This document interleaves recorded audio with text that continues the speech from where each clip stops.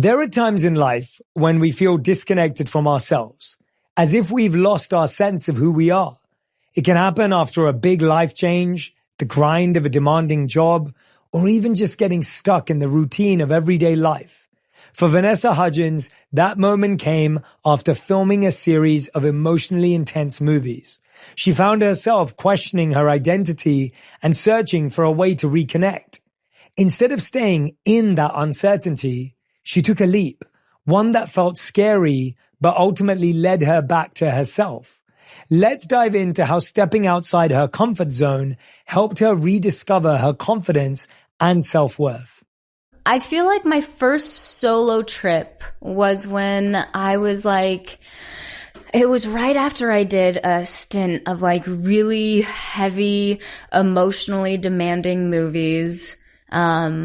I think Gimme Shelter was the last one of that. And I came home and I like genuinely did not know who Vanessa was.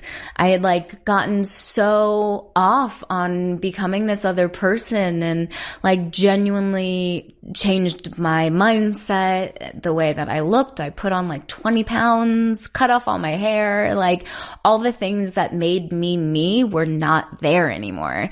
And I was like, I need to do something because I'm like scared because I don't know who I am.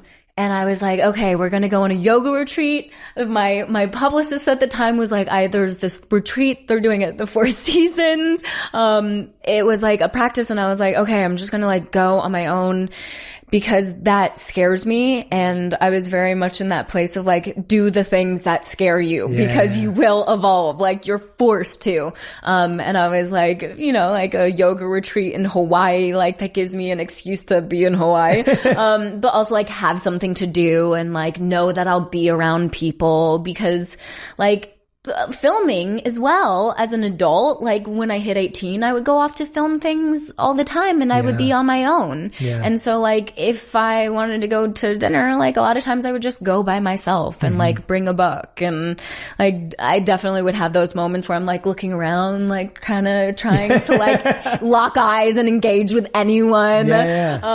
Preferably would sit at the bar so I could like talk to the bartender because like I love people. Like I love just like talking to people. Yeah. But you start using a different part of your brain when you do that. Like you start using a different part of your energy where it's like, oh, I'm going to see if I can make something out of nothing. Yeah, That's exactly. a mindset that you lose as we get older. That's very because true. most of your life is surrounded by the same people, same work people, same life people.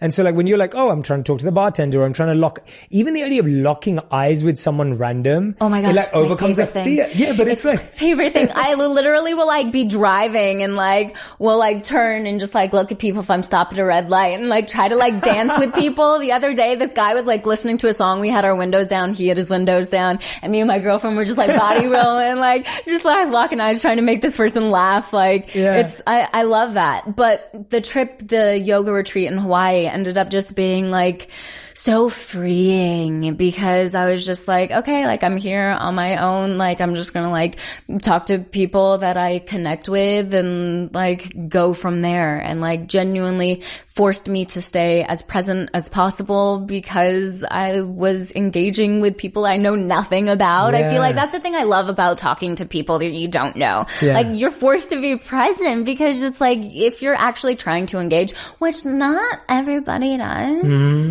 You know? But then those are the people you don't need to engage with. But when you find people who you can, like you're so present because you're actually listening.